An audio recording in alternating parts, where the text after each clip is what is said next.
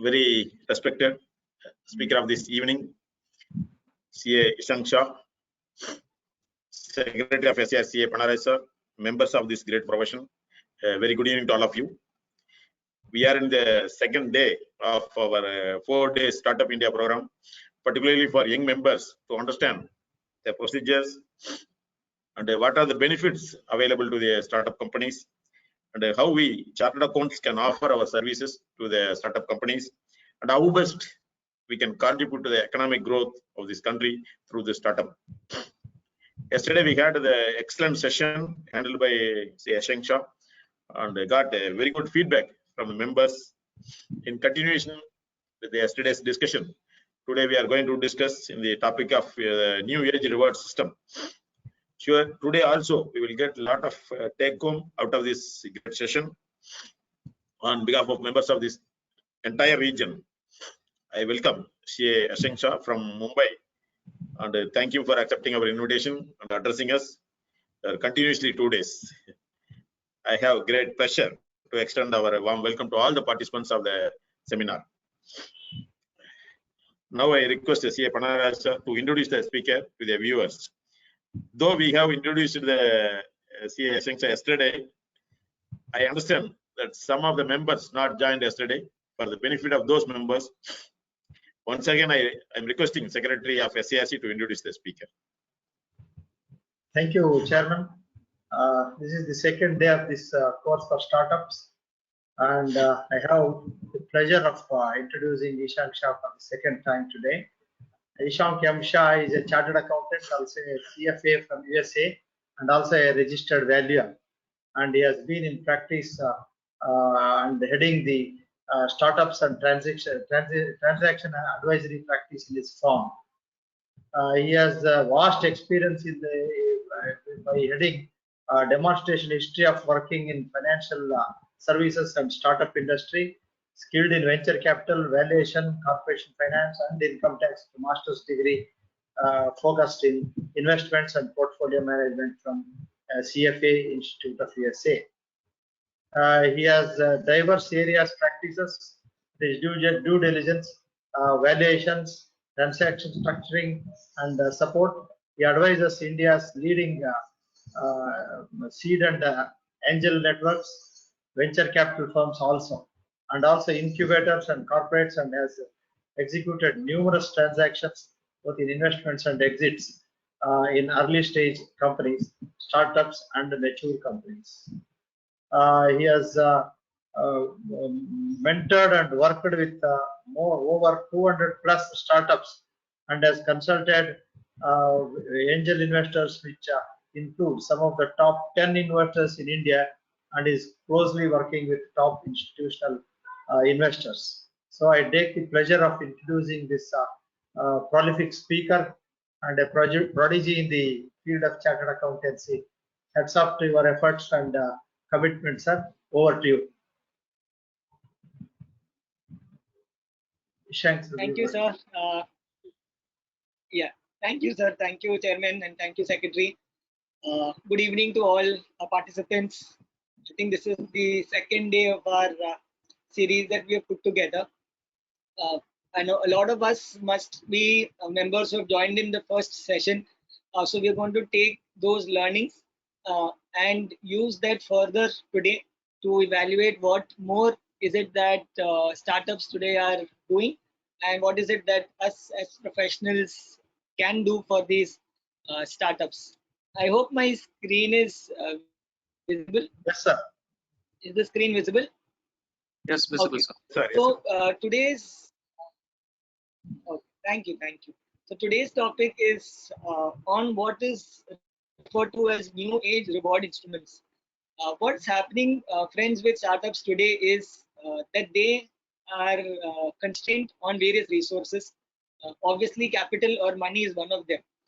But what they have in abundance is equity in the company, right?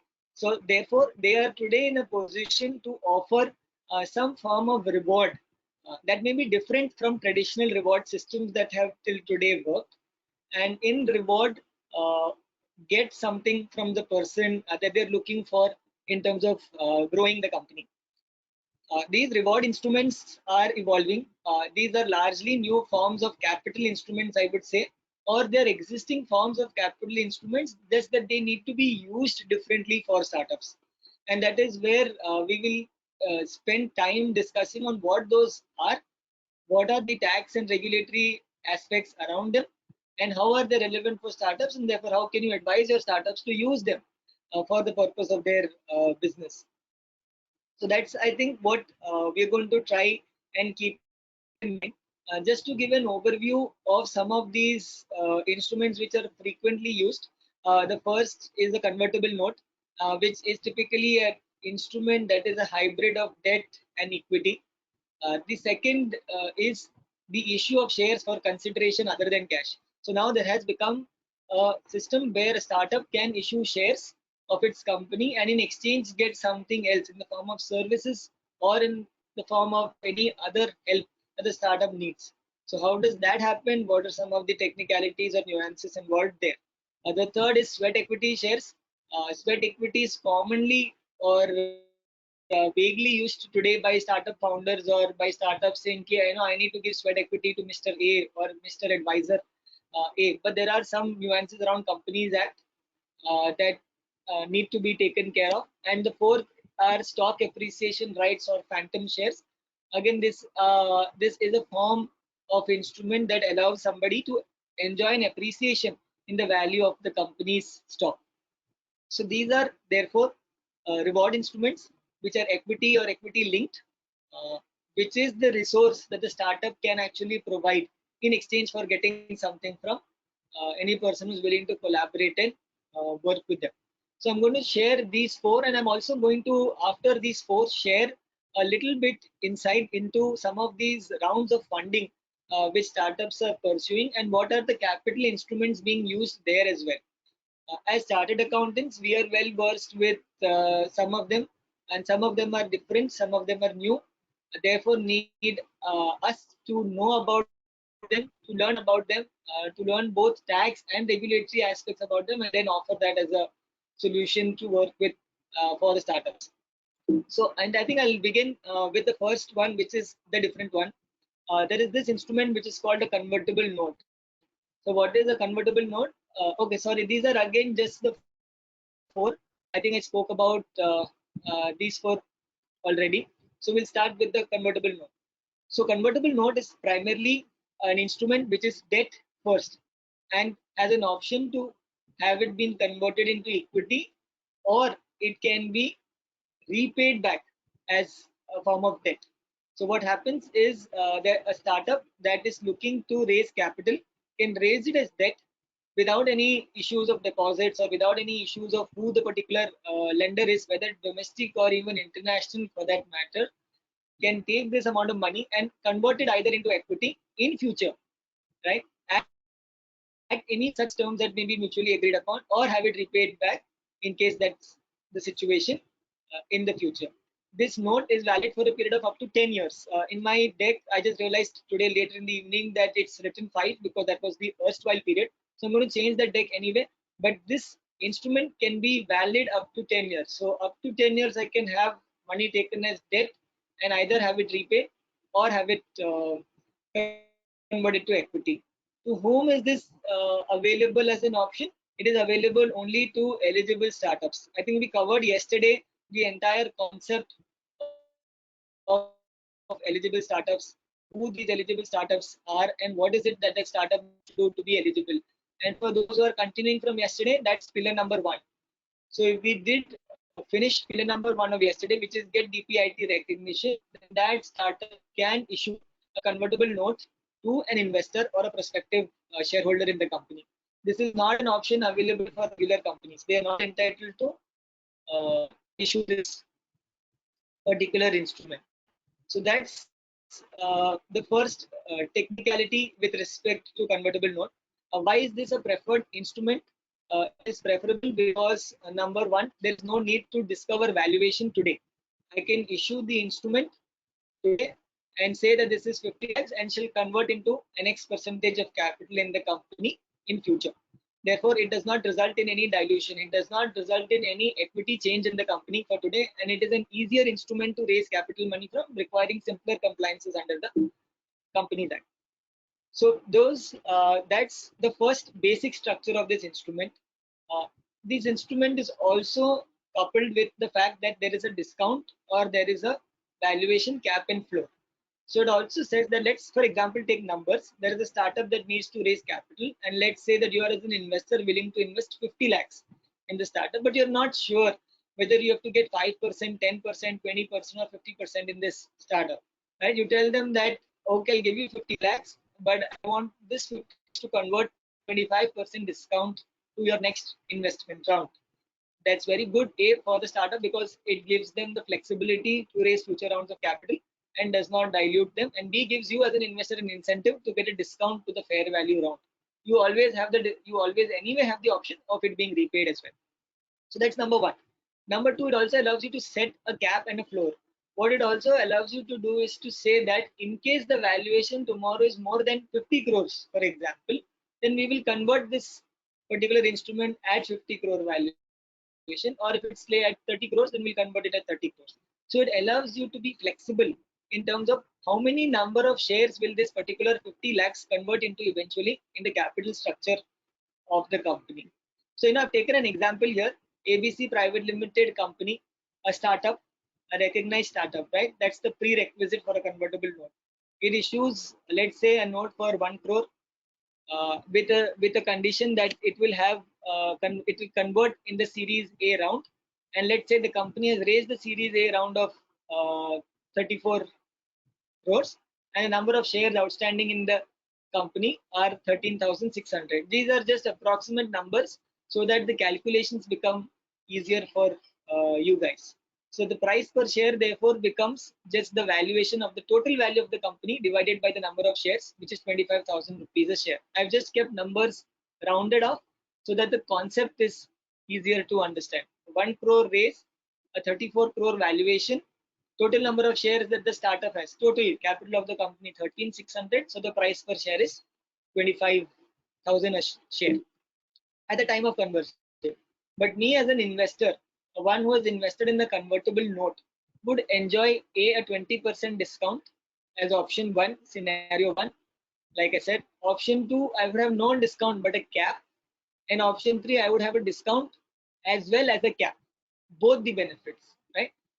I can as an investor enjoy any of these benefits, and I put together how the calculation works for the conversion price. Now this is a detailed calculation which I will share with you in the deck, but allow you to see later.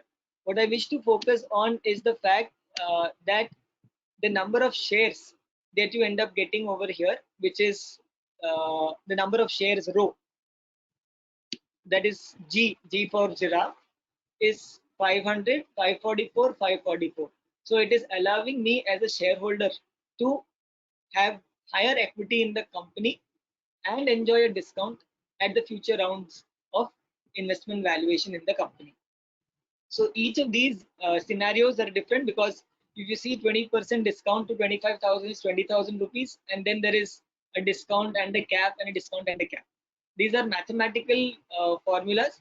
Whenever you sit with them, that's why I've even given a reference column that will help you understand exactly how it's converting. But when it converts, the outcome that you're looking for is a higher equity holding in the company and an easier capital raise for the startup when it began raising the 1 crore in the first place. So this is a flexible instrument and used by startups for raising capital. So what are the tax and regulatory aspects around convertible note? Firstly, that under the Companies Act, a convertible note is an instrument that can be issued.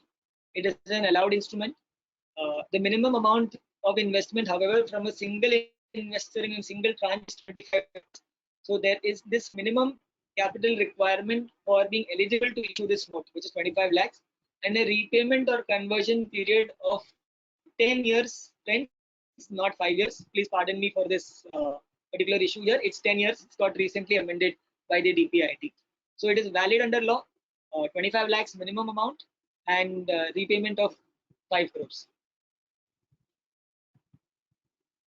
Sorry, am I audible? Because it's showing connecting to audio here. You're audible, sir. No worry. You're No audible. worry. Yes, sir. Small breakage is there. That's it. Sir. Question? Small breakage in the voice. That's it. But otherwise, okay. Okay. Audible. Audible. He's asking whether you are Panaraj. audible. Yes, sir. Audible.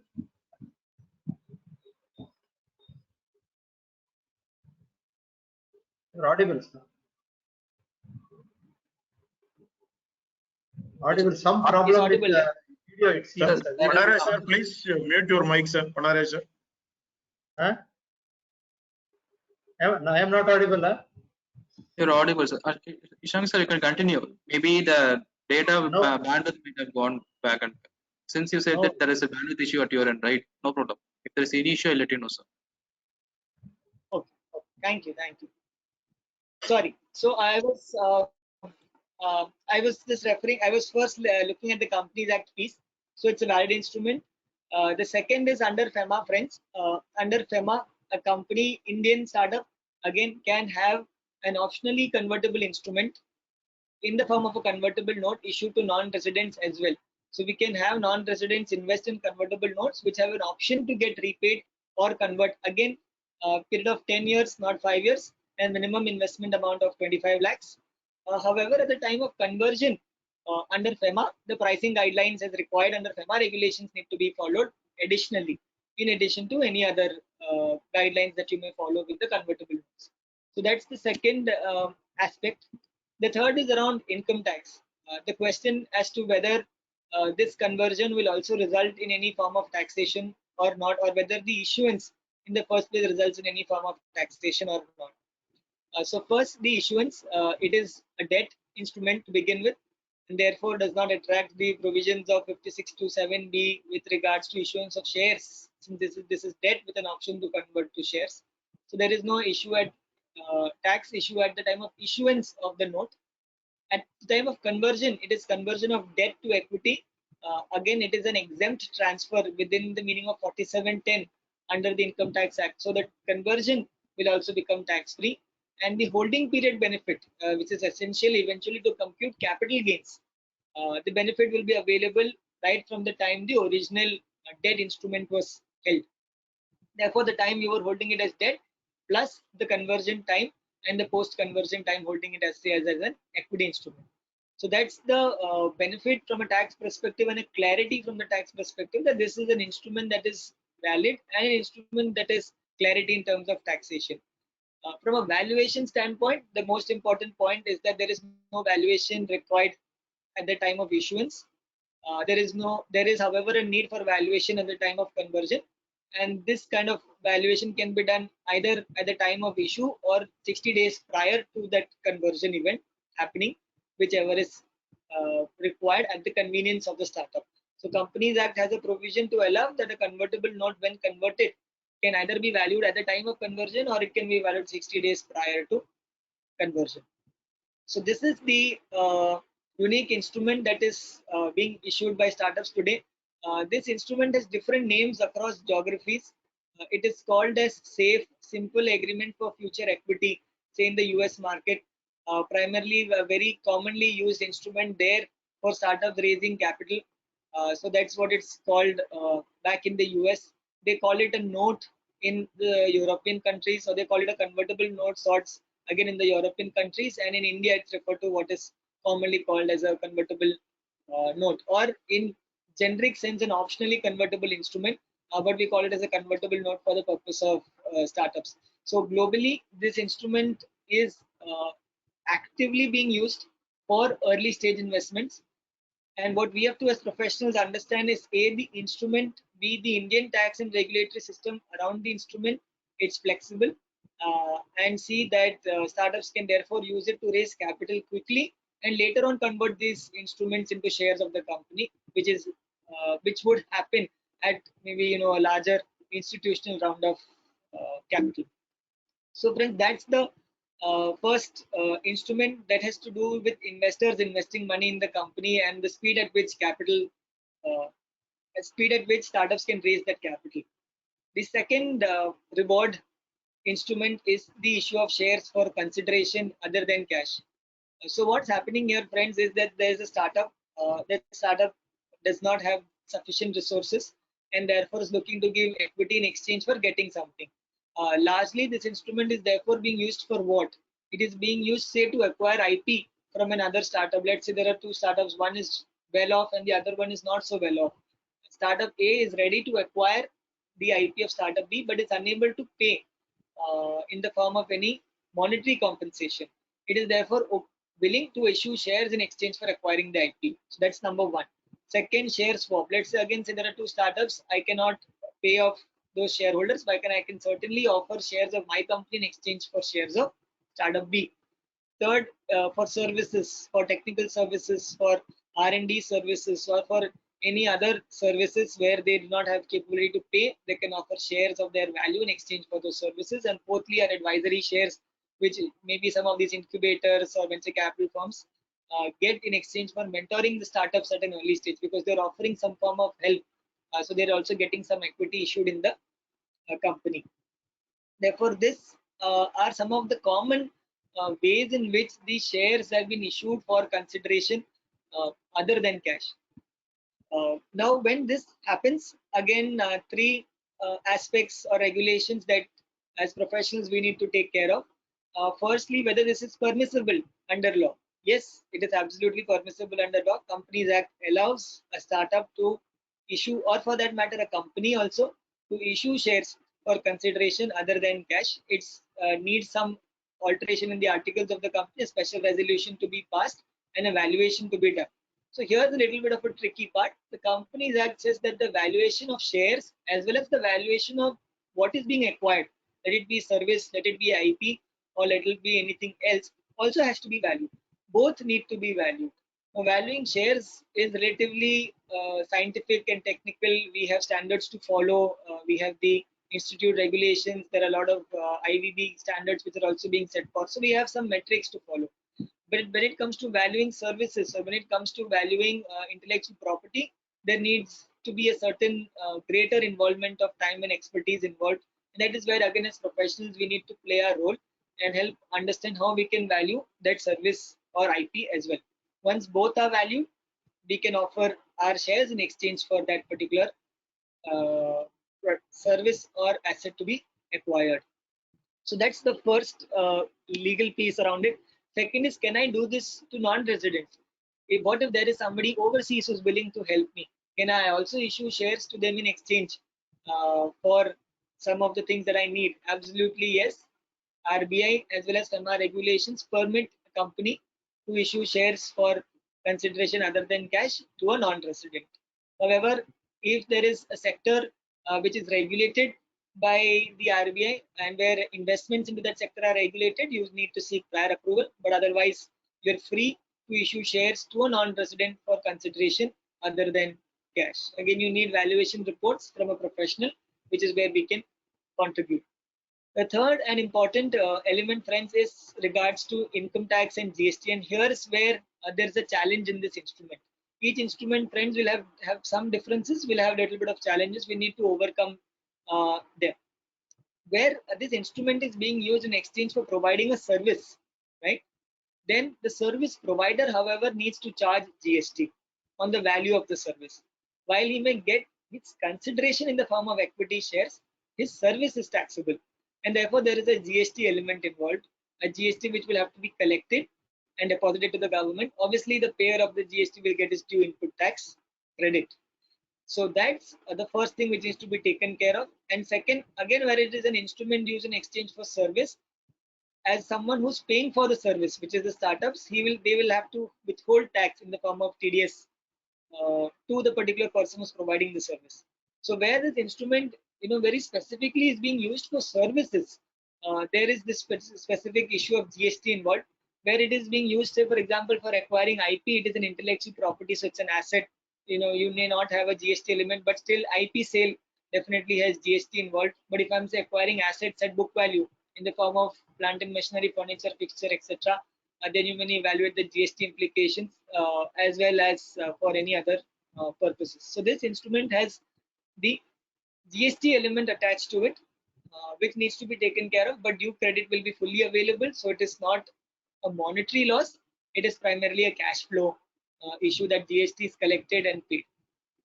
The third instrument, friends, is stock appreciation rights. So this instrument is again different from the first two, and it is largely what we popularly refer to as a derivative instrument. So what's happening here is that there is a company, and let's say the company's stock price, for example, let us take our own example over here, is 25,000 rupees a share. So let's just say example, this is 25,000 rupees a share. And I as a professional, or I as a advisor, or I as a mentor, or anybody else who's willing to work with a startup wants to be compensated in an equity like manner, maybe not exactly equity, in exchange for what I'm doing. So the stock appreciation right is basically a contract between me and the startup. So basically stating the following, that I will provide you the requisite help, but in future, where the price of your startup increases from 25,000, let's say, to 60,000 or to 70,000 or to 90,000, then this difference in the price at which I have entered today and the price till which I help you, that you will offer to me as a reward, not in the form of equity shares, but maybe in the form of paying me the difference in that value. So let's just take the example 25,000 and let's say 90,000, and 90 minus 25, 65 is what you will offer to me as a reward in exchange for the service that I help. These are called as cash settled stock appreciation rights. And then there can be settlement in the form of equity shares, where I would say the 65,000 rupees you would settle to me by issuing shares of the company at the value at which we had originally agreed to. So that is the difference in the nature of this instrument. There is no equity shares being issued where they are cash settled. Yes, if they're equity settled, there are equity issuances, but where there are cash settled, there is no equity dilution. How does this help the particular startup? It obviously helps them because they need not dilute equity capital, and number two, they can pay that person as and when they have the cash flows to be able to pay and settle that particular obligation. So these are what are called as stock appreciation rights, and they are usually demarcated in the form of hypothetical units called phantom shares. So phantom shares or stock appreciation rights are interchangeably used words. They are primarily an instrument like a derivative to enjoy economic upside in the price of the company's stock and to be compensated when that price is achieved.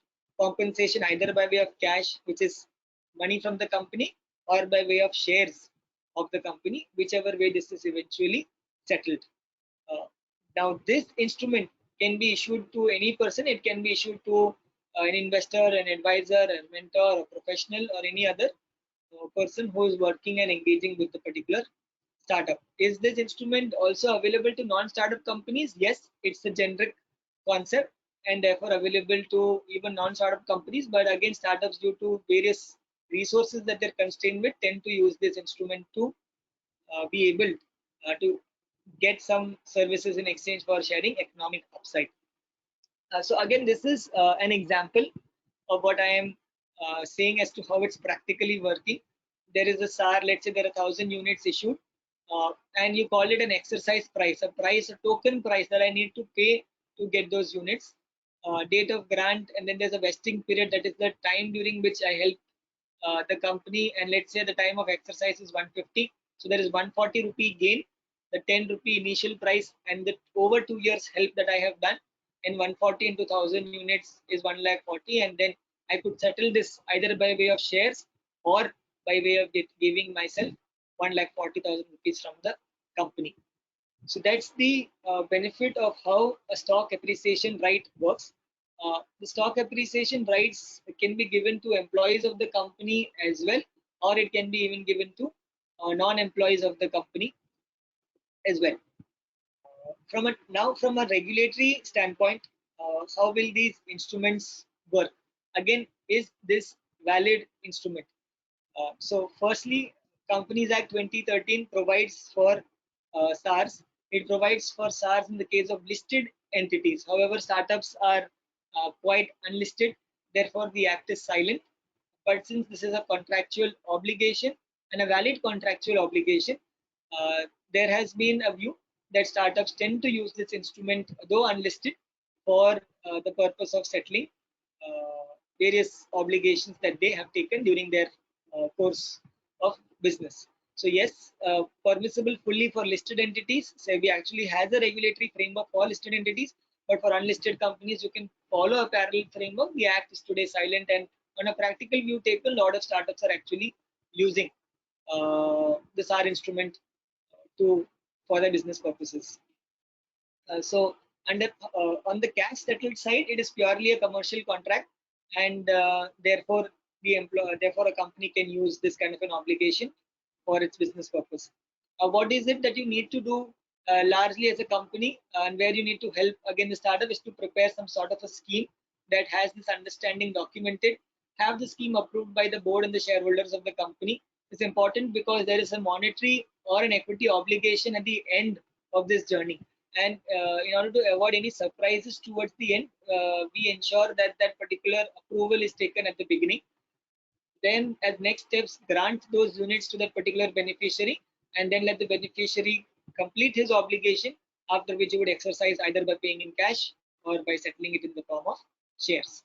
So that's the journey as to how as a professional these things will have to be in place for the startup to issue stock appreciation rights and have any form of economic benefit passed on to any member.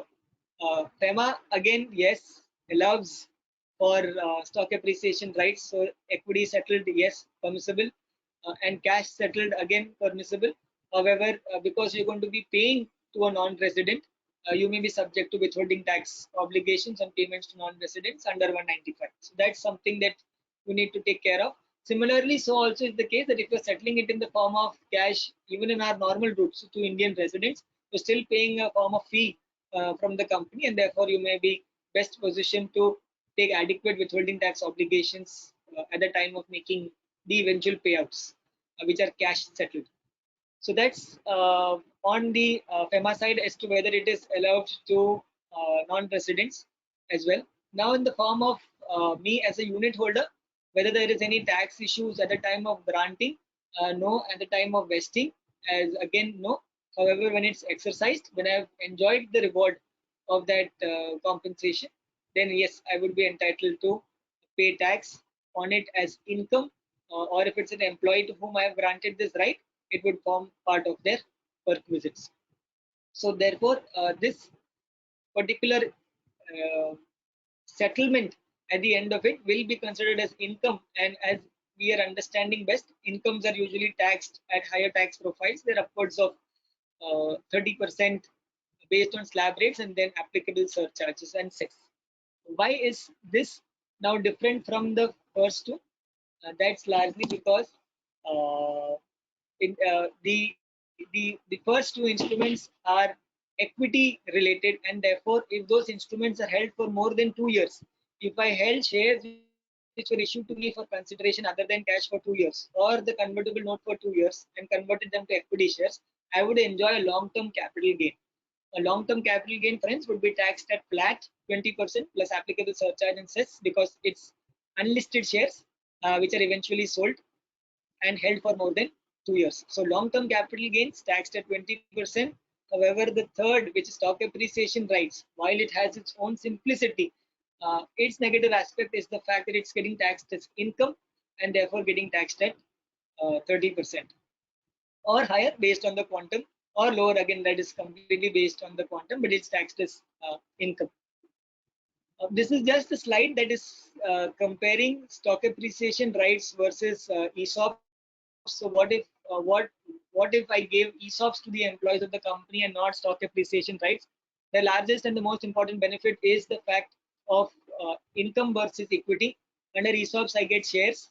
Shares are long-term, once held for more than 2 years, and therefore I enjoy long-term capital gain benefits, and also entitled to 54 exemptions because of holding it as a long-term capital asset, versus stock appreciation rights, which are giving me income when they're cash settled. So that's on the third form of instrument which startups are today using.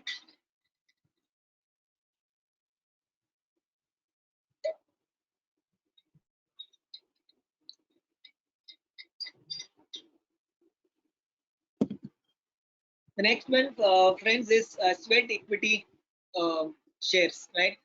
This is something largely vaguely used by all startups and founders. They say that I need to issue sweat equity to Mr. A, I need to issue sweat equity to Mr. B. He's an advisor, I need to issue sweat equity shares to him. However, what's the technical understanding that we need to educate them on is that sweat equity shares can only be issued to directors or employees. That's the limitation. Our first three instruments, the first convertible note again was for all investors who would invest capital in the company.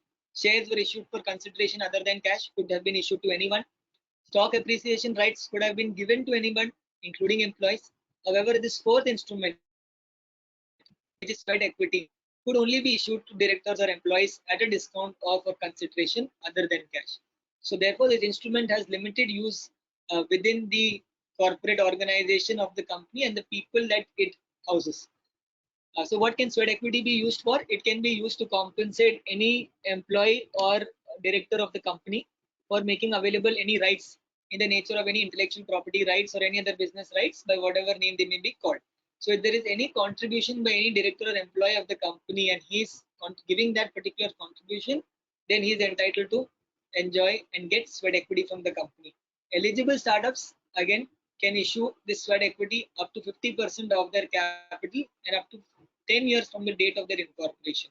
So for a period of 10 years, they can continue to have such sweat equity shares issued to directors or employees of the company, which is at a far more discount as compared to the fair value of the company, and which is permissible under the company law. Sweat equity can be therefore issued at a predetermined price also as well. Will have to be issued at a price that is to be determined by a registered valuer. So the equity that is being issued will have to be valued, and then there can be the discount that you are applying to achieve that particular sweat equity distribution.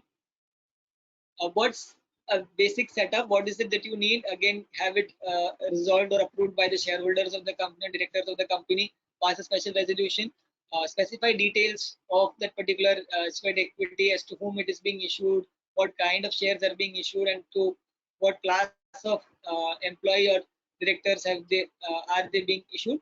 And then there is a lock-in period, which is a period of 3 years from the date it has been noted, to which they cannot be sold by the directors or employees. So and that they are non-transferable also within that particular period. So 3 years is the lock-in period, and the recipient of these sweat equity shares must hold those shares and fulfill these conditions for them to have validly held the sweat equity shares. Companies Act is what I think I just covered. FEMA, again the question, can I do this to non-residents? Answer is yes. You can have non-residents also allotted sweat equity shares if they happen to be employees or if they happen to be directors who are overseas. I can have them issued to them as well. And on the tax side, they behave similar to the issue of shares for consideration other than cash. So where I am providing it as a service, then there is a particular element of GST involved. However, employees or directors are largely employees of the company, and then there has been some thought process as to whether GST applies to salary or basic to employment as a service, and where there have been good understanding on the matter that it would not apply where there is an employer-employee relationship. So where there is this employer-employee relationship and this equity, which is sweat equity, is given in lieu of the employer-employee relationship, you have a better position to carry. But if that is not the case, it is purely in exchange for some service, then you need to check whether the service provider needs to charge any GST on the particular service element that he's providing at a discounted price. So eventually what is happening under sweat equity is that there is something being offered, and it is equity in exchange for what is being offered. That equity is offered at a far lower price. And obviously this is equity shares. Again, the benefit of equity share, friends, is that the equity will be held for a period of time. Once held for more than 2 years, will be taxable as capital gain and will enjoy benefits of long-term capital gain. The cost of the shares, however, that have been acquired will be the fair value of services that have been rendered. Again, that will be the same in the case of other instruments where I have paid tax up to the fair value. Then that is not subject to double taxation. That becomes the cost, and only the price above that will be subject to gain. So this is the fourth instrument, which is sweat equity shares. Now, I have put together a basic deck to understand and showcase that each instrument has its benefits, but also has its challenges. And therefore, what is the need of the startup is what is to be evaluated. These four, obviously, that you see here are the first ones that we covered. But I also want to bring to you one concept over here, which is of secondary transfers. What is also happening, friends, is that while these four options, the first four, have had challenges, startups are also looking at an option where can I offer some of my personally held shares to another person who is helping me. In which case, maybe I may not be required to do a lot of these things, and I could simply execute what is called a secondary transfer of shares, a transfer from one person to another person. And therefore, at what price should this transfer happen would be the key question. Where there is a startup, let's say, that has raised rounds of capital, that has fair value of their shares, can I offer my shares as a secondary shares at a different price? And friends, there is a section under the Income Tax Act, which is section 56(2)(10) of the Income Tax Act. And under 56(2)(10) of the Income Tax Act, I may take a position to transfer the shares at book value or above book value, but not below book value. Now, this is a recently introduced section 56(2)(10), and needs to have had some judicial precedents tested. But the thought process that devolves around this is the fact that there is a method under law to have transfer of shares implemented, and if I follow the prescribed method and the prescribed rules to arriving in the value of the shares, then such a transfer from one person to another person be a valid transfer and not be subject to further tax scrutiny apart from the rules that have to be followed to arrive at the value of that share, which is the book value of the company. And largely in the case of startups, friends, these book values are lower at initial stages because startup obviously doesn't have too much capital in its books, nor they are too capital intensive in terms of assets. Therefore, kind of tend to have lower book values at which secondary transfers can happen. So that route, friends, is also a route that is being used by startups. It is different from the four clear routes which are available, which however have some company law, tax, or GST issue to or challenge to overcome. But if those challenges can be overcome, then nothing like it. These are methods which are very well and fully clear from a tax perspective, and therefore provide requisite comfort to both the recipient as well as to the startup who is giving up equity eventually in its business. So that's the four equity reward instruments. I am next picking up deal structures, but before I go to that section, I'm just looking again back as to anything else that we wanted to cover over here. Okay, I'll share something more on convertible note, friends. In India today, convertible notes are being used by early stage investors, venture capital firms, as well as incubators. In India, it's got the name of ICAI, or the Indian equivalent of SAFE in the US. There is a US globally renowned investor called Y Combinator. They are also investing in startups and use this SAFE instrument for investing. This SAFE can also carry coupon, so it can, because it's debt, it can even carry an interest element attached if such is the commercial arrangement between the two parties. So I could actually have had a 1 crore convertible note that would carry something like a 7 or 8% interest. Okay. Secondly, this note can be issued to any person. It does not attract the regulations of deposits which are otherwise applicable in case a company takes a loan from any person. Eventually, this is a loan in the first place. So if a private limited company today takes loan from say non-directors or non-shareholders, then there are deposit regulations that get triggered, except intercorporate deposits obviously. But however, for convertible notes issued, those regulations do not apply. You're free to take convertible note from any person as long as it's minimum 25 lakhs, and it can carry coupon as well, and can also have the option for conversion to equity. These are repayable at the option of the convertible note holder. Who has the option to demand repayment? It is the holder of the instrument under law. Again, could you change it within your contracts? Yes, but usually contracts not override a law. So the eventual obligation to allow for this to be called back, if such an event should come, will be in the form of will be with the convertible note holder. The second advantage also is if the startup goes under liquidation.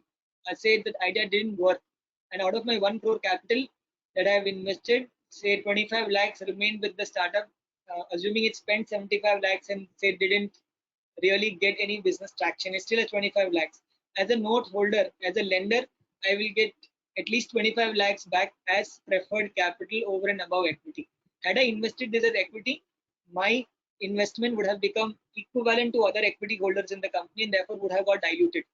But however, in the case that I hold a convertible note, I am entitled to get the entire amount because it is first a debt unless converted to equity.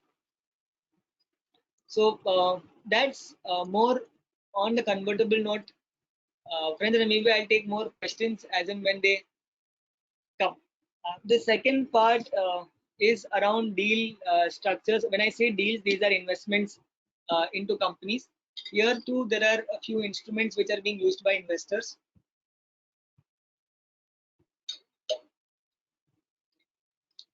To invest in startups. These instruments are different from equity shares because equity shares are the basic structure of the company, and investors, by their desire to earn a return on their investment structure, their investment instrument may be superior to the equity instruments and different from the equity investment instrument, so that they can economic upside, also have downside protection should that event happen, right? So they're looking at it. This is more wearing an investor's hat, and as startups, we need to understand that eventually an investor is investing for economic return. Therefore, while some of these things look quite, I would say, aggressive upon the company, not aggressive, but something that is very strong upon the company, it's something that startups and founders need to accept, learn, and take responsibility of. That is the responsibility of third-party capital. Money from any other person who believes in your business, who believes in your idea, who believes in you. They're looking for an economic upside and downside protection. So their instruments are different when they invest into the company. The first one, friends, therefore, and the most frequently used for investors or investing is compulsory convertible preference shares. So they call it CCPS, which are compulsorily convertible to equity. That's the option they wish to keep with them, should they want or have a need to exercise. But they are preference shares, so they are first of all above equity shares. The reason that they keep this as preference shares is because they enjoy preferential rights in the form of liquidation, or preferential rights in the form of altering the conversion ratio should there be any situation in the company that would result in that situation to happen. So let's say, for example, the startup didn't work that well and the investor wants to acquire management control over the company. He may not be in a position to put more money in the company because the company anyway didn't do that well. But by tweaking the conversion ratio, he is able to acquire management control in the company without investing further capital. So that's one situation where such things happen. A second situation is also where a startup has raised a round of capital and then raised newer rounds of capital but at lower value for some reason. Then the investor who invested at higher value looks to at least get his equity back in the form at the lower valuation in which others are investing, therefore changes the conversion ratio. So the flexibility of changing the ratio of conversion, the preference of liquidation, and third, the creation of a new class of shares which can enjoy further legal rights that investors look for is possible through compulsory convertible preference shares. Those legal rights, friends, tomorrow we're doing a session with Ankita and Yash. They're going to help you understand what some of those legal rights are, what investors look for in terms of those rights, and these shares or this class of shares carry those rights. That is why they're looking for a different class for themselves. So that's compulsory convertible preference shares. Again, this class and this ratio or this system, is it permissible or not? Yes or no? First, under the Companies Act, yes, permissible. A company can have such a class of share. It can create its authorized base to do so. It cannot, however, be longer than more than 20 years. Preference shares need to convert within a span of 20 years, which I think is reasonably long span of time. It can be issued either as a rights offer or as a private placement. So both permissible modes are allowed to allot for allotment, and it has to obtain a valuation report at the time of issuing this particular instrument. So yes, it is completely permissible and allowed for companies to issue such a class of shares.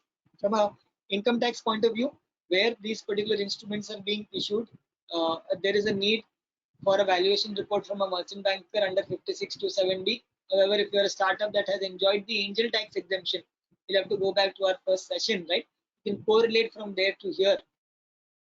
Then it has exemption from 5627B. A position can be made as to whether it needs the valuation report or not. However, for housekeeping and better purposes, usually investors insist that a valuation report be obtained irrespective of the fact that the company enjoys the angel tax exemption benefit. But if the investor has been called upon by the tax authorities to furnish a report, he would want that for his housekeeping and internal purposes. So that's under the tax law.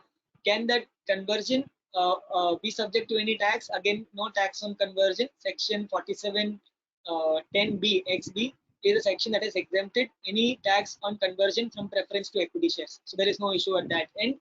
And third, the holding period benefit of the instrument starts again from the time the instrument is originally held.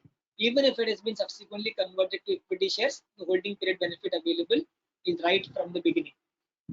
All unlisted instruments held for more than 2 years would go under long-term capital gains tax and enjoy a referred tax rate for of 20% for resident Indians. So that's on the tax side. And third, can again this be issued to non-residents? Yes, DEMA allows for CCPS issuance to non-residents. Shares with such rights, yes. However, at conversion, they have certain norms to follow, primarily the pricing guidelines, and therefore an instrument cannot convert lower than the fair value at which the instrument was originally issued. So maybe you need to be a little bit more careful when you're doing compulsory convertible preference shares to non-residents. It is important over there because if you want very high conversion ratios, it may not be possible, as that would be result in a discount which is not permissible to non-residents otherwise under the pricing guidelines. So that's an important piece to take care of from a compulsory convertible preference share perspective.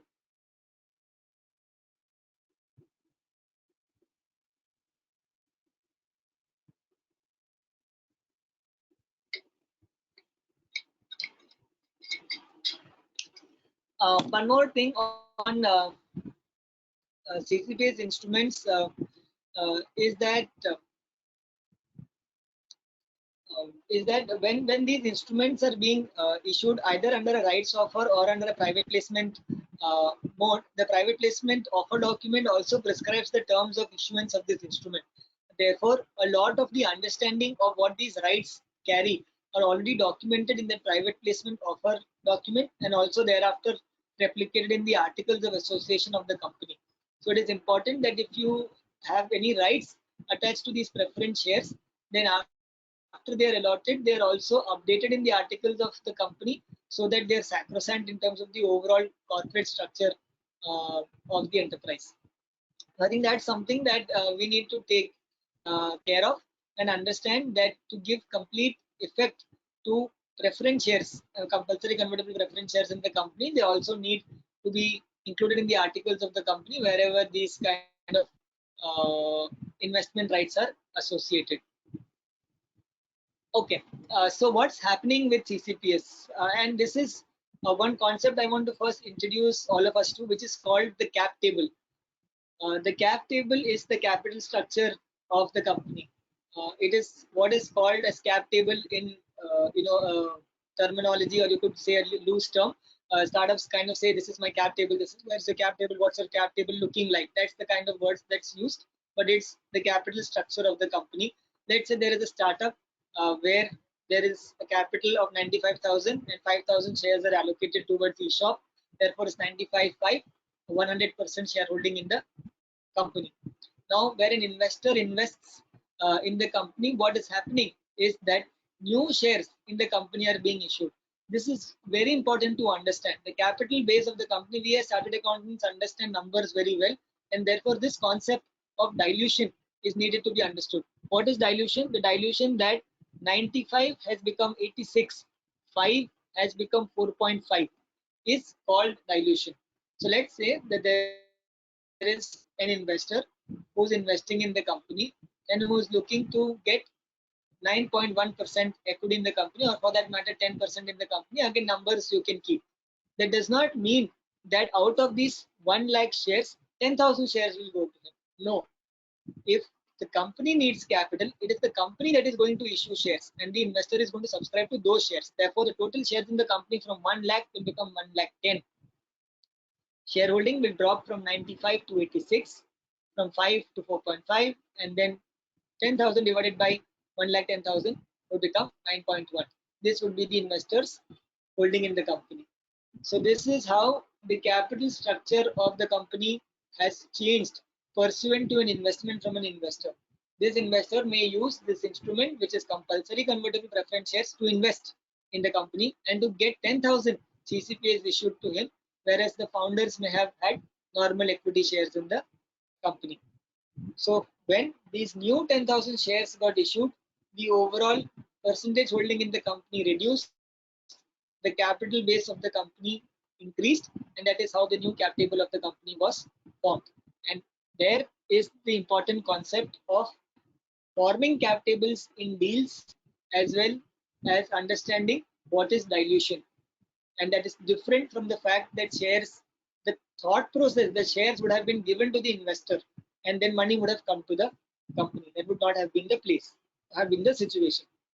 However, what would have been a secondary transfer is, let's say the founder from his 95,000 shares sells his 5,000 shares to somebody, which would have then become a secondary transfer. That would not have changed the overall capital structure of the company in terms of the total number of shares, right? So it is important to understand that is referred to as a secondary transfer, and what money comes into the company is what is referred to as a primary infusion. Primary infusion, capital base expansion, dilution to all stakeholders of the company. Secondary transfer is only share from one to another, dilutes only the person who gave up shares, and the rest of them continue to hold the same percentage in the company. This visualization of cap table is critical. This understanding of cap table is important for us as professionals, because startups again want to know what is happening in the company when an investor invests, what is their percentage going to be after the investor invests, and what is the capital structure of the company going to look like after the investment happens. So this guidance is something that they seek very rigorously, that chartered accountants today know less about, but it's just good knowledge that we need to develop at our end and understand this concept, and then have it implemented when they're raising capital, to also offer and build a cap table for them, which is something that they are looking forward to in their investment rounds. The second deal structure instrument is compulsory convertible debentures, CCDs.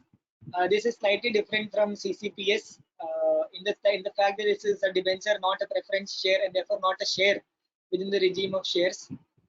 Largely used by companies which are raising what is called a bridge round. Bridge round is a round between the first and the second round. So they're just trying to get some intermediary capital in the company, and maybe not even have valuation discovery for this particular intermediary capital that they're raising. So compulsory convertible debentures is an instrument that is used to raise capital for intermediary rounds, and maybe not have any valuation discovery, and also carry a discount to next round if that be the commercial arrangement. Again, how did we understand the discount concept? It was same as there in the convertible note. If I'm giving you 1 crore, for example, as a compulsory convertible debenture, then I may convert this at 20% discount to next round. But this is compulsorily convertible to debenture, therefore not similar to an convertible note which has an option for repayment. This, friends, instrument does not have an option for repayment. It has to compulsorily convert to equity shares. So again, is this permissible? Yes, Companies Act allows for CCDs conversion to be done within a period of 10 years. Again, reasonable time period.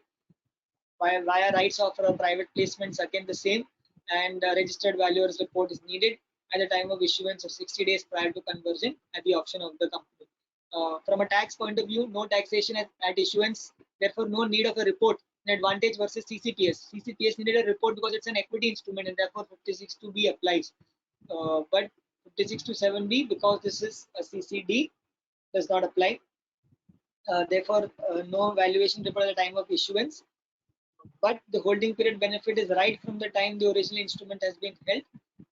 So that's fully available. Capital gains at the time of conversion, no tax at the time of conversion. It is an exempt conversion, again under 4710. These CCDs can also have interest attached to it, and therefore you can also have interest obligation on the CCD to act as if that's the commercial arrangement between the parties. Can it be issued to non-residents? Again, yes, completely flexible. It can be issued to non-residents. However, conversion needs to be taken care of the same way it had to be taken care of in the case of preference shares. Because it's debt, do you need to issue any security? No, there is no need to issue any securities. No debenture resumption, no DRRs or no debenture trustees, etc. All of these regulations do not apply. Clean instrument to issue in case you want to do a bridge round, or even if you want to do a normal round. It's debt in nature, and then convert subsequently to equity shares. But again, because this is debt, friends, it does not enjoy equity like rights. So you will see in deals that there are CCD investments, and then there is some equity investment also, because the investor wants to get equity rights or equity interest in the company as well. So till they're converted, they're largely debts, and therefore may not have legal rights, but may have contractual rights under a contract, if that's the commercial understanding. Again, if I would like to just share something more here, dilution and control can be deferred until CCDs are converted. So what happened, friends, here is that you saw that these 10,000 CCPS were actually issued. They actually resulted in an equity allocation on the table of the company and dilution to all. But CCDs can also act in a manner where they are not yet converted to shares. Therefore, they are not yet dilutive to anybody in the cap table, and their actual dilution will happen in time to come when they actually convert. So they are basically deferring the fact that there is any dilution in the capital structure of the company. The third one is on venture debt. Venture debt is again a form of debt that startups are going to take, but these are largely used by startups that are later in their life cycle, where they have the potential to repay principal plus interest obligations, as well as give a nominal equity in the form of warrants to the person who is giving this particular debt. So the person who's giving debt in the form of venture debt is looking to earn a good return on the interest that on the loan that he is giving, and also have an equity upside in the event the startup does well with the particular debt that is being given. So who are these kind of companies that largely end up taking this venture debt? These are companies that have taken equity funding already, therefore have a good line of equity with them that ensures to the lender that in some situation or the other their principal will get repaid, as well as enjoy good cash flows from their business operations so that they can service the debt. How does it help the startups? Well, the startups have already always diluted capital over and over till the time they have grown up to a certain size and scale. So now equity has become a scarce resource, friends.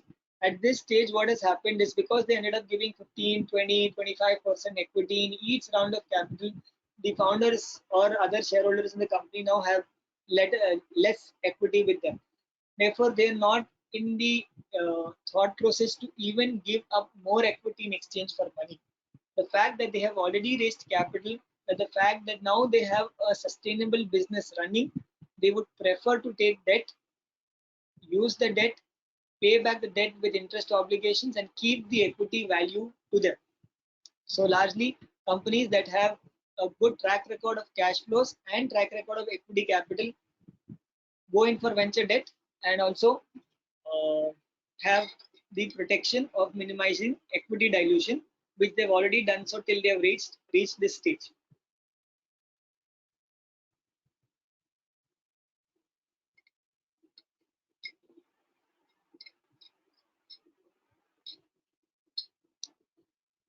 This debt is largely short term in nature, usually for 3 to 4 years. They are not really long, you know, amounts that have been lent for longer periods of time. Usually, again, unsecured, no security, maybe security is limited in the form of some form of intellectual property if the startup has developed that over a period of time, or some form of trademark, IPR, or something else the startup can actually offer as security. But largely they're unsecured, and that is why they also have the warrant option, which is the right to get equity in the company, because they've also been offering help in the form of debt and taken that unsecured lending risk.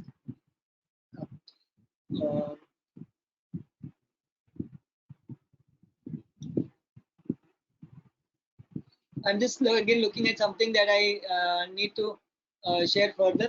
Obviously, what are interest rates on these venture debt rounds? Largely between 13 to as high as 24%. That's the kind of high returns that some of these investors are looking for, and that's, I think, the returns that unsecured lenders usually expect, where they are absolute lenders with no form of protection on any assets in the event their principal is at risk. So I think 13 to 24% is the ask in the industry, but startups prefer paying this capital versus further rounds of dilution.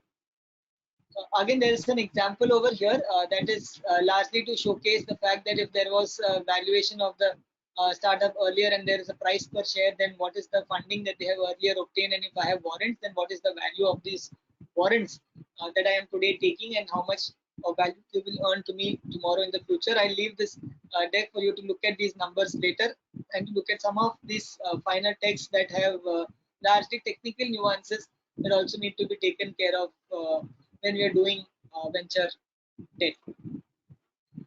The fourth, friends, is ESOPs. Obviously, this ESOP as a word is fairly common to all of us. Employee stock option plans or employee stock options. Today, large number of startups have provided liquidation to a lot of these employees of the company by buying back their ESOPs, or there have been rounds of capital where employees have sold their stock options in the form of equity shares to next round investors. So ESOPs have become a form of instrument even in investment rounds, where investors or acquirers have purchased these stock options, or the company has himself bought back these ESOPs. Can ESOPs be issued to advisors, mentors? Answer is no. ESOPs can only be issued to employees. That's the mandate under the company law. So any person who is an employee of the company, and in the case of startups, even to promoters of the company, can get ESOPs of the company. Promoters ideally are not entitled to ESOPs under corporate law, but because it's an eligible startup, a startup that has DPIIT recognition, that startup can have ESOPs given to both employees and promoters of the company. Cannot give ESOPs to advisors, mentors, third-party consultants, professionals, etc. That's not permissible. What is an ESOP? ESOP has three phases. There is grant, there is vest, then there is exercise. These are the three phases which are important for ESOPs. When a stock option is issued, it is what is called granted. The time between grant and the time it is available for exercising by the employee is called vesting. There is a time or a condition that the employee must fulfill in order to be entitled to convert the option into shares. What I get at the beginning, friends, is only an option. It is not an instrument in equity itself. It is just an option. an option that will be converted to share upon fulfillment of obligations agreed between the parties. That period within which these obligations are being fulfilled is called vesting. And when I am entitled to fulfill my obligation, I exercise my option and therefore called exercise. As soon as I exercise the option, I convert the option into shares of the company. Largely, these options are equity shares of the company. They're not preference shares. Therefore, they do not have any preferred rights. But employees to that extent are connected to the founders and therefore will realize economic value even if those shares do not carry those preferred rights. So I get ESOPs as an employee which are granted to me. I complete the due vesting and then I exercise that particular stock option. Yesterday there was a question as to how taxation happens for ESOPs, and therefore I've just put that together. If there is, say, an employee on the right side of the screen that you see, if there's an employee to whom 1,000 options have been issued, let's say each option is 1 share, you have determined an exercise price of rupees 50, which means that the employee has to pay only 50 rupees to get these options converted to shares. Let's say they're granted in 2018 and you have to spend 2 years with the company. This is the obligation that you need to fulfill. And let's say it's completed the obligation by March 2020, he will pay the 50 rupees and get his options exercised into shares. But the important question is, what is the fair value at the time he exercises? Let's say the fair value is 200, in which case he is paid 50 into 1,000, 50,000. Shares issued were 1,000, and then if he's selling the shares for 200, he's made a gain of 50,000 into 2. Sorry, this will have to be 200 minus 50, 150 into 1,000, which is 1,50,000. So he paid 50,000 and he sold them for 1,50,000. This is the wealth creation for him. The tax will be on the perquisite, which is 200 minus 50. We'll have to pay it as perquisite tax, and because he sold it for 200, he's going to have to pay no capital gains tax. Had he sold this for 300, then 200 to 300, which is the difference, that will be taxed as capital gain based on the period of holding for the employee. So that's how the employee is creating his wealth, by paying a very limited exercise price, completing his vesting, and then selling it at fair price at exit, and therefore creating wealth by having his equity participation in the company right from 2018 till the time he sells after exercising his stock option. So this is also part of the capital raise of the company, because this buyback at 200 rupees or a higher price is usually done by the company itself or by the incoming investor. So they are even happy to pay 300 rupees a share or 400 rupees a share to the employees in exchange for the contribution that they have made to the company. And while the fair value is 200, they're paying a price higher than fair value for a secondary purchase from an employer. Therefore, employees end up creating wealth as well. I mean, Zerodha recently announced an ESOP buyback program. Flipkart, when its Walmart acquisition happened, saw a large number of employees benefit in the form of holding stock options of the company over years. Today, companies that are going into IPOs have employees who held stocks of the company, which they will be eligible to sell, not in the IPO, but pursuant to the IPO and the SEBI regulations thereafter. So these instruments in the overall journey of the startups have helped create wealth.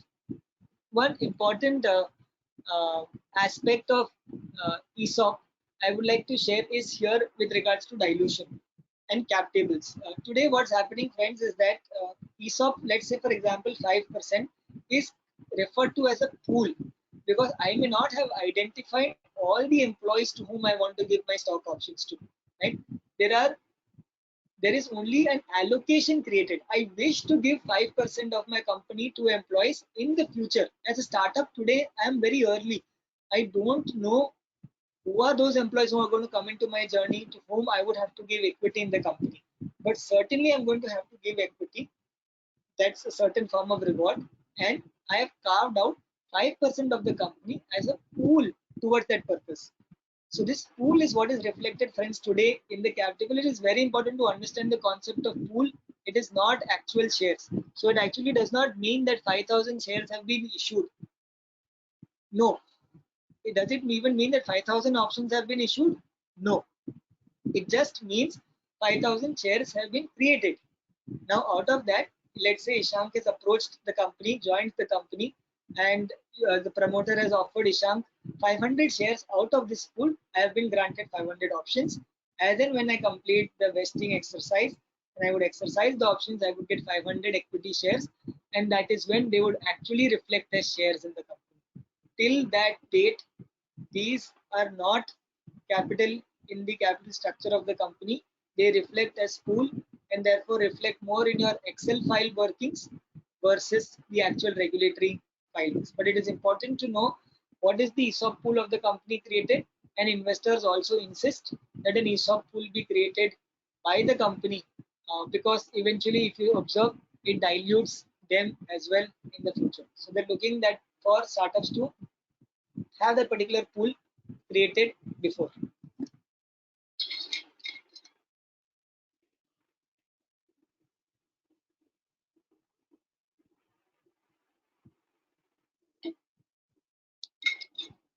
And when I spoke about pool, there are two ways to create pools, friends, or to create ESOP plans. The first is by a method called pool, and the second method is what is called the ESOP trust method. The ESOP trust route is something more traditional, something that you organized professionals must have come through. Pool is what is different for startups. In a trust method, what happens is that the founder gives his shares from his own kitty into the trust. So if you see here, the number of shares have reduced from the promoter side. If you look at this on the right side, 7,000 has become 6,500, 2,000 has become 1,500, 500 each have gone into the trust. Whereas in case of a pool, the number of shares remain and only new number of shares get issued as and when those options are exercised. So that's the difference between an ESOP pool for ESOP and ESOP trust for ESOPs.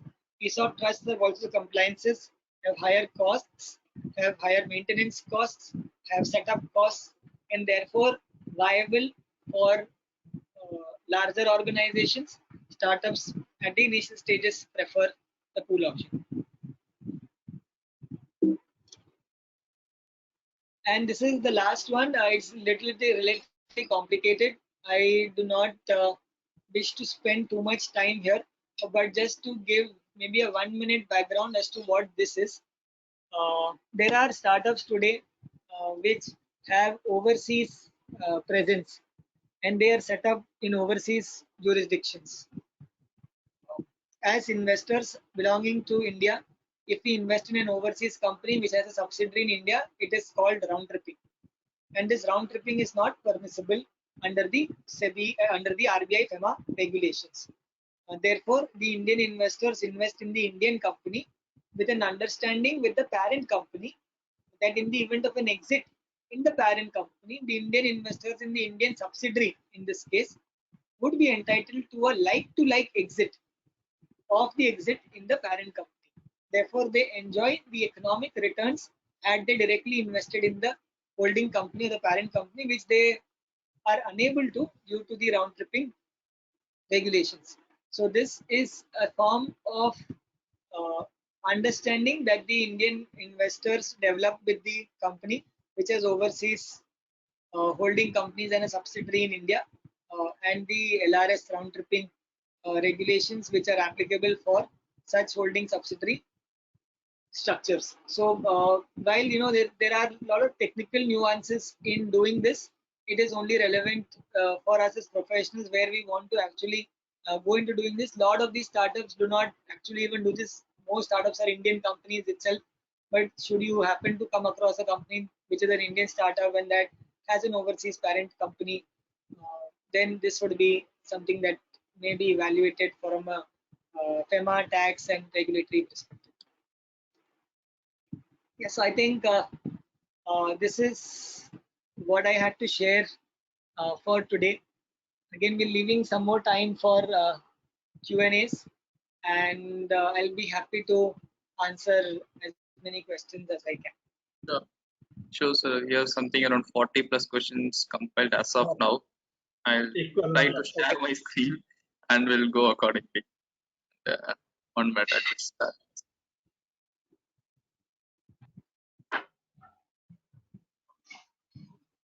That shows how the members who are attending are fully involved. Yes, sir. So I hope my screen is visible, sir. For Ishank, 40 is very less number, sir. Even 80 also he can handle within Yes, half an yes. hour, Yeah. like yesterday. I thought yesterday time was less, so maybe we'll little bit more time today. And I think I'm just running short of breath today more than I'm running short of breath yesterday that I'm speaking. Yes, but I will try as We have many as I time. can, sir. Yes. Sunicon, what is the threshold limit? What are companies under the bracket Sunicon? Sunicon is the term for companies that are soon to become unicorns. So soon to become unicorns are called Sunicons. Unicorn threshold limit is valuation of the startup $1 billion. If the startup is worth $1 billion, it's called a unicorn. And startups that are soon to become that are called Sunicons. Okay. How are current pandemic in 2 ways impacting fundraising plans and their businesses? So, sir, today I can tell you confidently that it's not yet impacted them the way we would have thought it would have impacted. Startups are continuing to raise capital. They're continuing to get investment interest.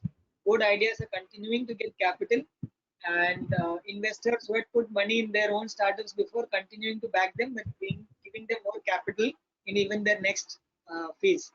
So yes, they're continuing to support them. Obviously, the total of investment over years versus this year or the last year is lower. It's not that this year is bigger than the last year. That's not the case. The aggregate sums are slightly lower, but it's not impacted good businesses and good startups and good founders from raising capital. They have continued to get the capital that they wanted or that they're looking to raise. How is it impacting their businesses? Yeah. Those startups which were in which were in hospitality, those startups which were in travel, those startups which were in discretionary spaces, continued impact because of the pandemic. But those startups which are technology, edtech, consumer facing, largely non-discretionary spend, continued to enjoy and see actual growth in businesses. I have registered my startup for planning this week. Thank you. Good that you have registered. How to create ESOP common pool? Just an agreement. Need filing with MCA. Pool is created through agreement. Please share common pool agreement format. If we can issue sweat equity shares out of pool. So multiple questions. How to create ESOP common pool? Is there an agreement or filing with MCA? Yes, there is a need to file that resolution with MCA in form MGT 14. So you can pass requisite resolutions at the board and shareholder level and file that with the MCA. You can create an ESOP plan also and keep that plan is what is the agreement that you are referring to, which is the common pool agreement, which is called the ESOP plan. And you were requested for a format of an ESOP plan. You can use startupindia.gov.in. They have, I think, an ESOP plan template. Or if I will share some template, I can with the SIRC team that you can use for ESOP pool creation. Can you issue sweat equity shares out of the pool? No. No. You can only issue flat equity shares out of the pool. Sweat equity share is separate. You can issue it separately. Convertible notes do require valuation as per Companies Act. They do not require valuation at issuance. They require valuation at conversion. Yes, they require at conversion, not at issuance. Wouldn't the issued discount to fair value violate FEMA provisions regarding FDI? Yes, it will. Therefore, the convertible note at the time of issuance should be appropriately priced so that the discount also is captured. So, friend, you will have to be particular at the price at which you issue at which you file a valuation report at the time of taking the FDI, so that when the instrument converts, the conversion price is at least higher than the valuation price. So I'm talking a little bit technical, but I hope I'm able to explain what pricing you will need to take care of a little bit more delicately, and you can manage the FEMA issue. also within the regulatory regime, not something that you're doing out of the way. So we need to file FCGPR. You need to file Form CN, not Form FCGPR. And yes, when you convert, you will file an FCGPR. So when you issue the convertible note, you will file Form CN. There is a dedicated form called Form CN for convertible notes. When you convert that to equity, you will file an FCGPR. Will it be ECB? No, it will not be ECB. Question number 8. No, it will not be ECB. That is the advantage. It will not be ECB. It will not attract any of those ECB norms, regulations, nothing. It is an instrument useful for startups to have an optionally convertible instrument being issued. Is there any limit on the maximum amount under Companies Act for convertible note, both as round construct and amount from a single investor? From single investor, maximum amount, no. Minimum amount 25 lakhs, and as a round construct, no. No limit.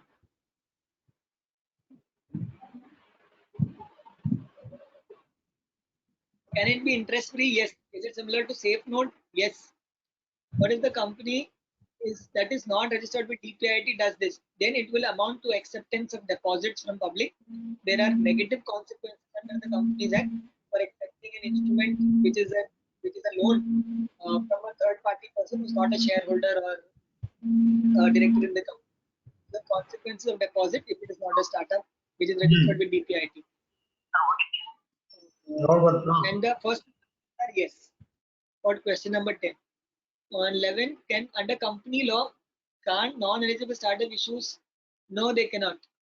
Only an eligible startup can issue to domestic investors. It is written in the regulation that it can only be issued by an eligible startup. So question number 11, that's the answer. Can a convertible note be issued to foreign corporate? Yes, it can be issued to foreign corporate. Yes. Is convertible note, if different, what's the difference? No difference. Convertible note is what it is called in India, and safe note, simple agreement for future equity, is what it is called in US. In India, some investors have tweaked the instrument in a little different manner. So slight nuances, but overall concept remains the same. Basically, what they have done is that the Indian safe, they have made it as a CCPS, so they have removed the option for it to be repaid. They are okay if the repayment does not happen.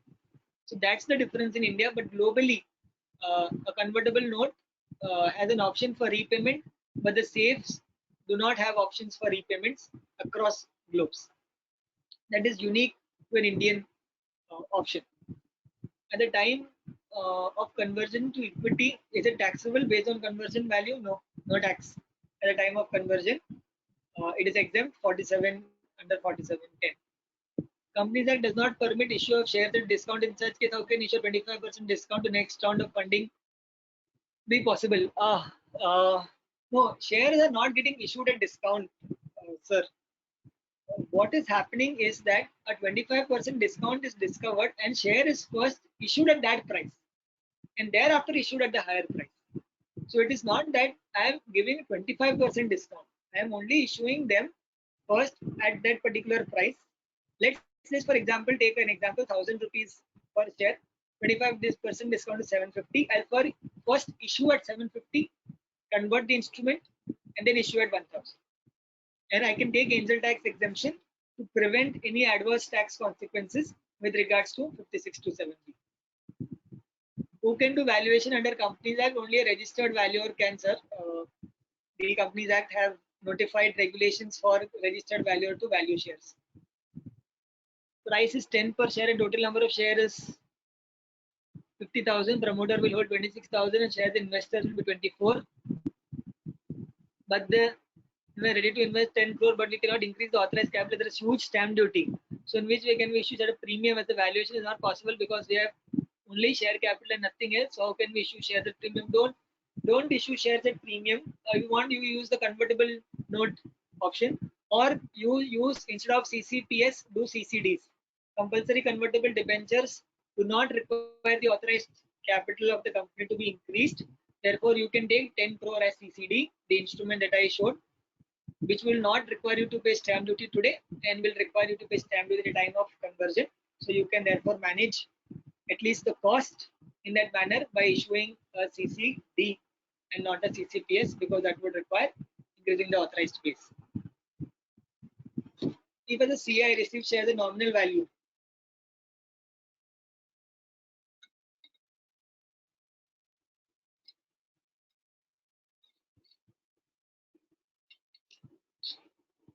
work with it. Yeah, if the shares have been issued by the company, yes, you will be subject to TDS and income tax like purpose will be income. Therefore, I had also suggested an alternate option of transfer of shares, which is different from the issue of shares. Issue is further shares issued by the company. So capital base of the company increased from 1 lakh to 1 lakh 10. If you saw that, remember that example. That is called issue. And transfer is if I give my shares to you. So if I'm giving my shares to you, you may not have these issues. But if the company is issuing new shares, then yes, TDS and income taxes as a potential issue. With regards to valuation, where a company has built a strong customer base, solid range of products, now valuation will be adjusted to market potential and customer base. It's a valuation question, sir. Valuations are all subject to lot of negotiation at early stage, and there is a different thought process that goes into it.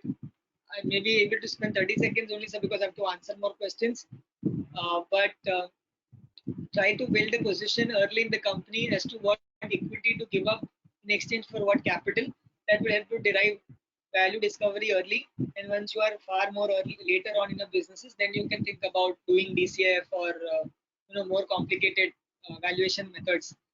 But at early stages, while law requires DCF, practical approach is to just map investment with equity dilution, and that gives valuation.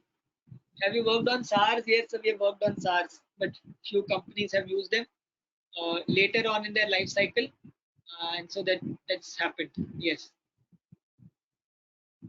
For shares issued for consideration other than cash, can it be issued to a director? Yes. Executive and non-executive being different on the roles of the company or not.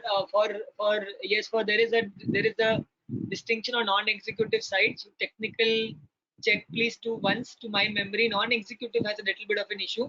Otherwise all okay. Just do one technical check under the Companies Act. But otherwise yes. No, the promoter does not want to bring bulk, want to bring equity for technical service. Can this be used? Yes. And how can the valuation be done? That's, sir, we have to as professionals learn valuation, which is why that's an opportunity. Let us pursue that professional opportunity, learn and understand how valuations are done for intellectual property such as technical services, and we can offer that solution to the startup. Does valuation of SARS liability be done every balance sheet with registered value or no? That's not required to be done. 22 answer is no.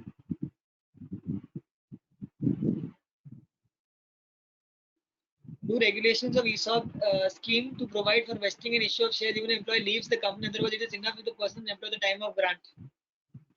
No. The scheme provides for the fact that if the employee leaves the company during the vesting period, then you can take back the equity which has been granted. Or if you feel the fact that if he has completed vesting for 2 out of 3 years, let's say if your vesting is 3 years, then he can keep for 2 years, not for the 3rd year. So it is flexible as to how you want to devise the ESOP plan and whether you want the employee to continue to hold the stock options even if he leaves the company. A humanitarian or logical approach is that if the employee serves his due period within the vesting, you would at least give him what he has served and not take that away from him. So to the extent of what he has served, he will get. Balance he is not entitled to get.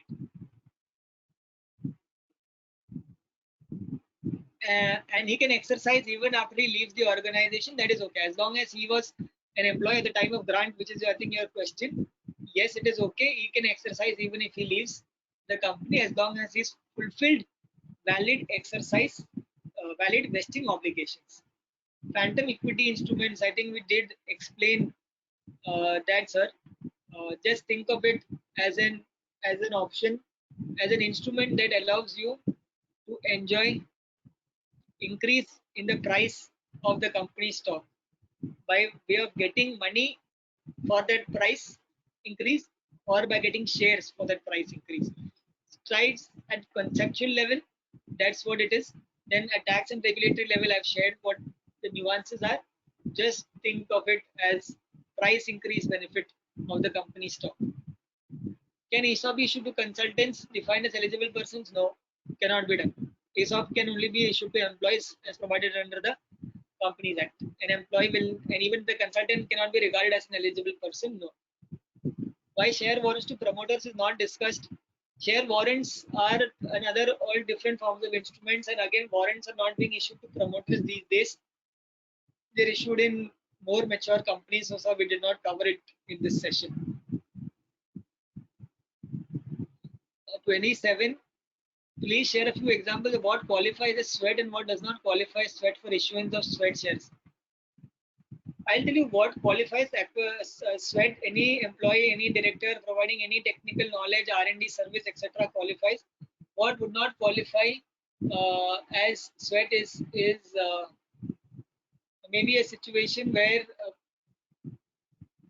the director is in normal employment with the company, and he's getting usual salary, okay, and in exchange for that salary is being asked to get sweat shares. So can you issue that over there? Maybe no. Sweat is all largely for providing some intellectual property, know-how, or other benefit to the company.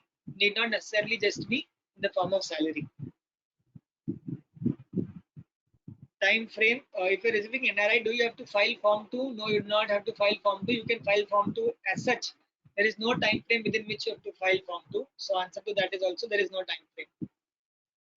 Can the investor in convertible debentures or preference share be an NBFC? Answer is yes. It can be an NBFC. That's okay. As long as NBFC regulations also do not have any issue, investor can be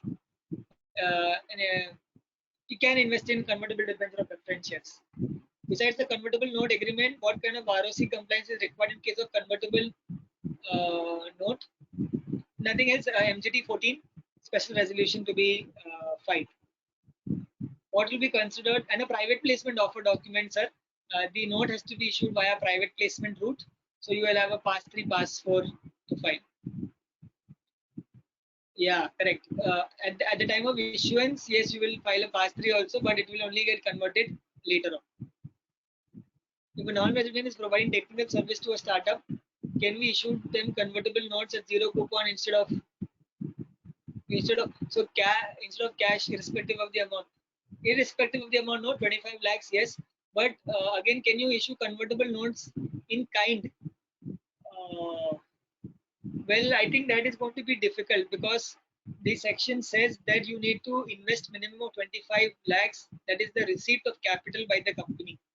Interesting question on question 31. I don't have a finite answer to give you right now. My sense is that it is actually only in exchange for money, not in exchange for services. But that said, maybe one more finer reading. If you can also do at your end. If there isn't such a situation, then yes, you can also issue convertible note in exchange for a service. But seems least likely because that is not the purpose also for the instrument to have been issued in the first place. Can the convertible notes be issued to public? Yes, it can be issued to public. When you say public, I mean, obviously it's not going to become an IPO, but can you issue it to people who are not shareholders of the company? Yes, minimum 25 lakhs, single tranche. That's the condition. What form can founders take funds or returns from investment raised for their efforts to build the business? Founders have equity, sir, in the company. That is their best return. Whether they will get anything more in exchange for money that they are raising for the company, answer is no. Their best value realization and wealth creation is from equity shares. If a private limited company borrows through convertible note from a director who in turn borrows from banks or other sources, will Companies Act immune the company from violating provision borrowed they cannot be infused on the company? No, Companies Act cannot immune that. If a director could not have lent money to the company if he had himself borrowed funds. That is what is not allowed under the Companies Act, right? So you cannot supersede that by using an intermediary instrument in the form of convertible note. You have defeated the first purpose of law, and in finding a conduit to do that particular business objective is not be okay. I think that cannot be done. by using convertible note as a conduit to do that. So 34 is fine. Can we go more lower on the questions, please? 34 is what I can see last on the screen.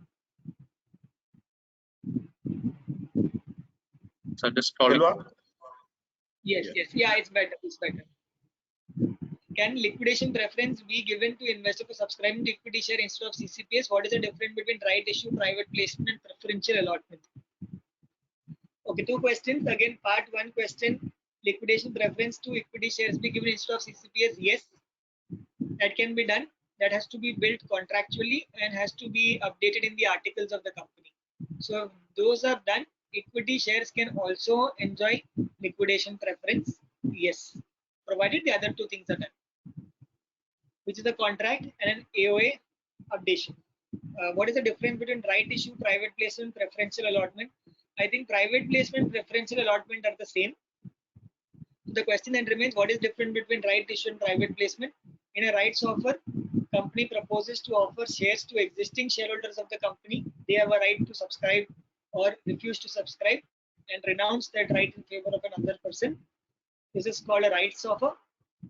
In a private placement, the company intimates the shareholders that they are allotting shares on a private basis to Mr. A or entity A, and the shareholders via consent approve that particular private allotment of shares in the company. In which case, existing investors are not entitled to subscribe by virtue of their rights. If they wish to subscribe, they can also join the private placement investment, but otherwise private is to one person with the consent of all, and rights issue is offer to all, and they may choose to subscribe or they may choose to refuse the subscription. What is the consequence of not obtaining a valuation report from a merchant from a registered valuer? Consequences are different under Companies Act. You are in non-compliance. There are regulations to say what is specific non-compliance and general non-compliance. You will have to just bear those consequences.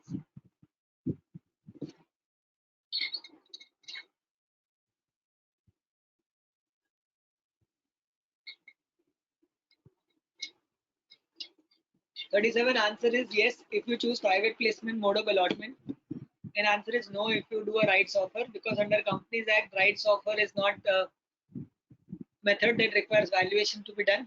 But if you follow a private placement option method, then there is a prerequisite for a valuation report, so you will need a valuation report if you do that. Who is not a shareholder? Answer is 38. Answer is yes, yes. Should authorized capital be increased? Yes. And if there is a person not a shareholder, can it be issued? Yes. Startup seeks funding from externals with the investor will have minority stake. Also, the investment will be made a book value of shares with the companies to avail tax holiday. It will not impact the ability to avail tax holiday. Is there any time limit for CCDs to convert? 10 years. Yes. Can CCD be converted to CCPS? Yes. 10 years. Part 1. Part 2 of your answer? Yes. Can CCD have liquidation preference? Yes. Could you please differentiate convertible note and CCD? Most important difference, convertible note has option for repayment. CCD does not have an option for repayment. It has to convert to equity or to CCPS if that is the desired outcome. Could you also touch upon how as advisors we can market our services and garner more startup clients? And how do we price our services? Summarize what to be done and can't done if startup is registered with DPIIT or not. Lot of this, sir, the second part of the question is what is our entire seminar. So please just, yesterday's and today's you put together as to what can be done, what cannot be done. But you asked the question as to how we can market our services and garner more startup clients. Obviously, as institute regulations, we have to operate within the framework.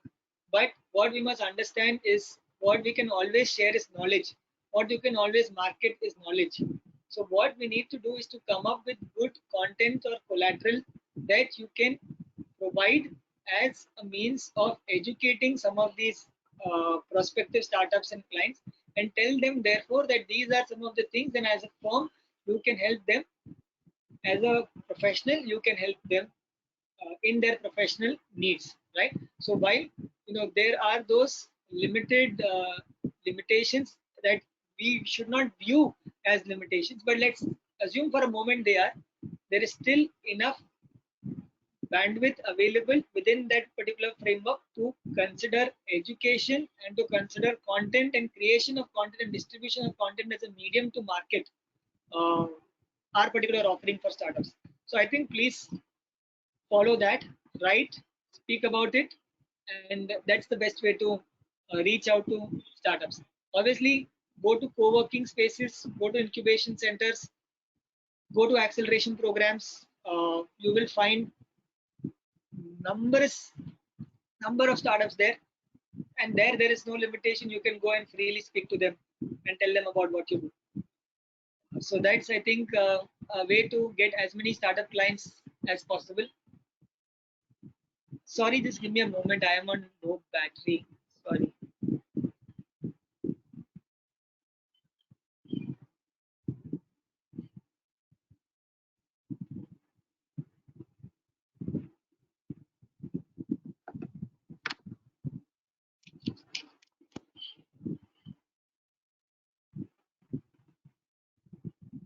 Dear members, in continuation of yesterday's and today's program, tomorrow and the day after tomorrow also we are having that 2 hours CP program evening 6 to 8.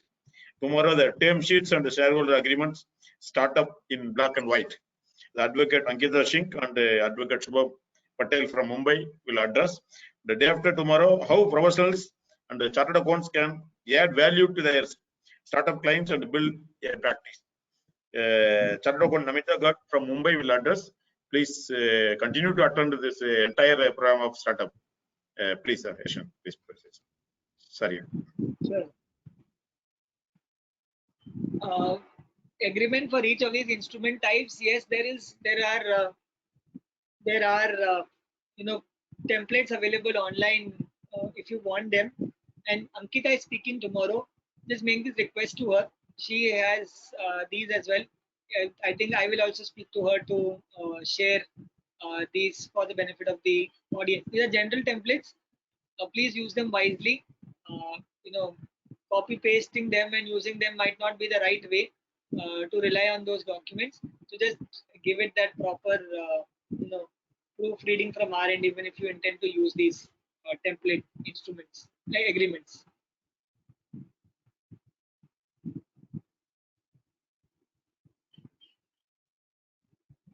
Yeah, so recent I said famous startups, ESOP buybacks by Zerodha, ESOP buybacks by Flipkart.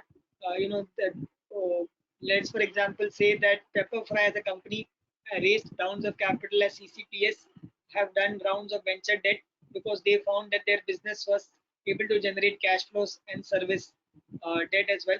So Pepperfry used combination of venture capital as well as private equity, soon looking to IPO. Flipkart was continuous CCPS investments and ESOP buyback. Zero fundraising throughout its life, never raised capital from anybody, so never had any instrument but offered equity buybacks in the form of ESOPs.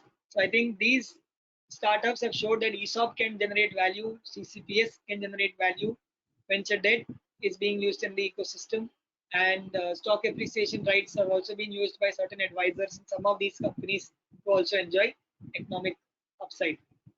Ola acquired businesses overseas by issuing shares for consideration other than cash. So they used the instrument to acquire an overseas entity by not paying cash at all, which was again permissible both domestically as well as internationally. So Ola has used these instruments to acquire other businesses also. And there are a lot of companies today which are acquiring other businesses under share swap or issue of consideration other than cash instruments. Yes, 44, sorry, answer is yes. 45, other benefits for funded and non-funded ESOP scheme. When next round of equity happens, can we keep the non-funded? There is nothing like funded and non-funded ESOP scheme in the first place. There's nothing like funded, non-funded ESOP scheme, sir. ESOP is ESOP. It's a scheme. I have stock options. I will exercise them after vesting and sell them. It's, I think, as simple as that. There is nothing like funded, non-funded. I think if you're referring to the fact that if for exercising I have borrowed money and you call that funded, It's different. I have to repay back that loan, but it has nothing to do with how an ESOP scheme works. No, this is yesterday's question. It cannot be it cannot be reapplied. ATIC cannot be reapplied. DPIT can still be reapplied.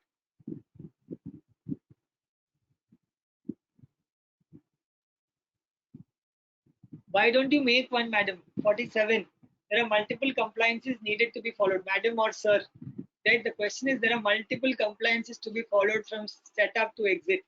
How do we track those compliances, and could you suggest some reference material, source, or portal? Sir, ma'am, if you create this, that itself will become your source of attracting startups.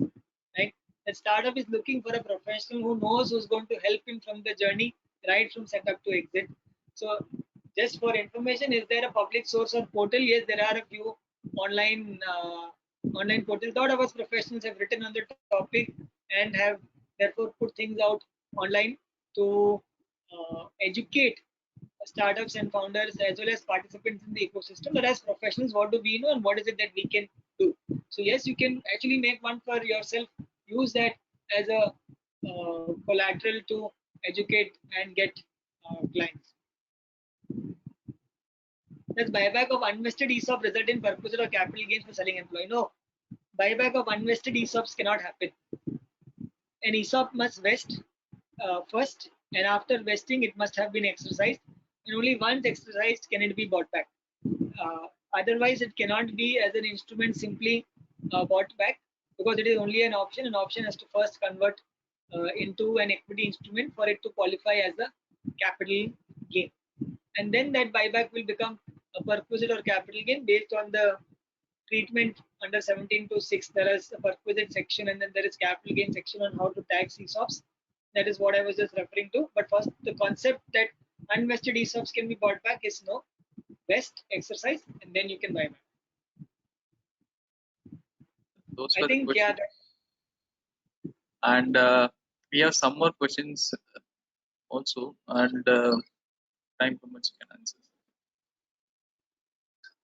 So we can take the questions, right? We have some more 10 more questions there. Maybe one or two questions, Silva. Last one or Maybe two questions. Mr. Sir can answer in mail as well. We are Yeah. flashing the screen. I hope the screen is visible. Yes, 49, Only we two can take it, questions. sir. Yeah, We can 49, 50 we can take it. free. Yeah. With this, we will conclude.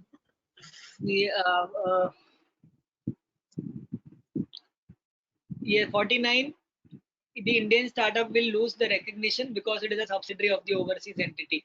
Yes, so it will give up that recognition. It will lose that recognition because it is a subsidiary of an overseas entity. That is the loss that the startup needs to recognize for its corporate reorganization or its corporate structure, whichever it feels as more beneficial business value. Go structure more, sir. I did not refer to it more because it is not in the interest of the overall audience. I have tried to again conceptually share, and maybe whenever you're coming across such a need, then we can discuss it out specifically. Concept 30 seconds only. Yeah, there's an overseas entity, there's an Indian entity. Indians invest in the Indian entity largely because they are unable to invest overseas due to FEMA RBI regulations. And the economic interest of investing in the Indian entity is equal to the economic interest of if I had invested in the US entity. So at exit, I may earn the same economic rewards as I would have earned had I been a shareholder in the overseas entity. That is the thought process to follow. The technical nuances are quite detailed, and actually just to share, we are writing about it. So maybe whenever I complete writing, I'll share that with SIRC to share it with the members, that whatever the final details about it are. Yeah, that was that. I think that. Yes, sir. Yes, sir. Thank you very much. Thank you. Thank you very much. Chairman, shall I conclude? Yeah. You can conclude, sir. Thank you, Sean. Hats off to your 2 days marathon efforts and almost 100 questions both the days together. And that is the real great thing about this new topic and so many questions. So that shows the involvement of the members also. So great effort from your side being the new topic, most of the areas being new, and today also so many new concepts we also came to know regarding the types of finances and how to accommodate them. All these things, I think it needs a workshop, Chairman sir. There is a demand for that, a separate workshop. Somebody asked yesterday. It needs some more depth into the topics. We need some more Ishanksha's to make the subject very take home for the members. So this new age benefits very excellently handled, and thank you very much, Ishanksha ji. At this stage, you have done a great job. SIRC definitely indebted to you for 2 consecutive sessions and this new topic with so much of depth of knowledge, and your efforts are really laudable. You are the real great assets of the institute. Thank you very much for your time. And I also thank the delegates for being throughout the session, and without break he has been talking 2 days. We can see some fatigue in him and continuously consuming water.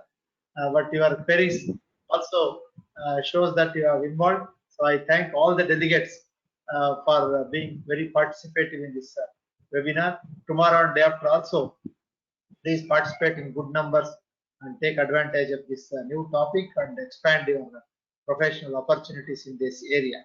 So thank you, Chairman, for this course, and also thank SIRC office and Mr. Selva for the technical support. Thank you, one and all.